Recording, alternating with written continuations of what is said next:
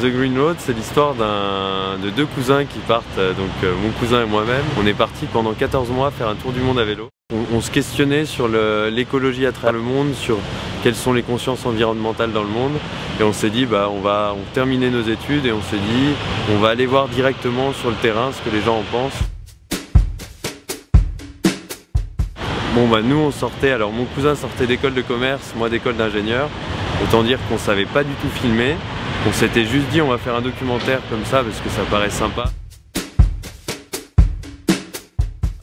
Quelques conseils très simples peuvent beaucoup aider. Et alors au niveau du cadrage, typiquement il y a une règle, la fameuse règle des tiers. Je suis dans un tiers de l'interview et il y a l'autre partie qui est sur le côté qui reste ouverte en fait. Donc on peut voir ce qui se passe derrière, il y a une vie derrière. Et donc ça donne une image beaucoup plus attrayante. Il y a trois choses qui se gèrent en même temps. C'est à la fois l'ouverture, c'est toujours la luminosité qui est important. Avoir la bonne luminosité. Et donc on gère l'ouverture, on gère la vitesse d'obturation, mais pas sur une caméra, et l'ISO. Bon, c'est des concepts, c'est assez simple à comprendre, mais ça fait des mots très compliqués comme ça. Mais en gros, c'est trouver un bon équilibre entre les trois. Pour éviter, alors il y a deux choses qu'il faut éviter, c'est que l'image soit trop sombre, sinon c'est très moche, et que l'image soit cramée.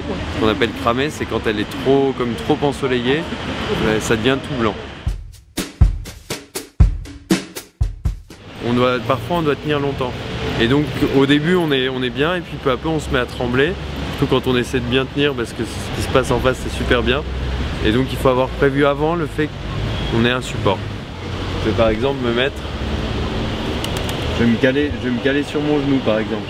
Je tiens à peu près mon image, juste en étant tendu sur ça en fait. Parce que ça donne un contrepoids. Et pouvoir me caler par exemple là-dessus. Là par exemple, ça fait quelque chose de vraiment très fixe. Et là je peux filmer. Et là je tiens mon plan droit. Donc, par exemple, s'il y a deux personnes qui s'occupent de l'interview, c'est important qu'il y en ait une qui s'occupe vraiment de l'interview, d'être très présente dans ce que je raconte et pour rebondir, pour qu'on soit vraiment en discussion, et qu'il y ait l'autre qui soit en train de filmer et qu'on oublie totalement. On prend des petits détails à droite à gauche de mes mains, de mon visage, un petit peu de l'ensemble de l'interview, et comme ça crée une interview vraiment dynamique et vraiment sympa. Très clairement, éclatez-vous.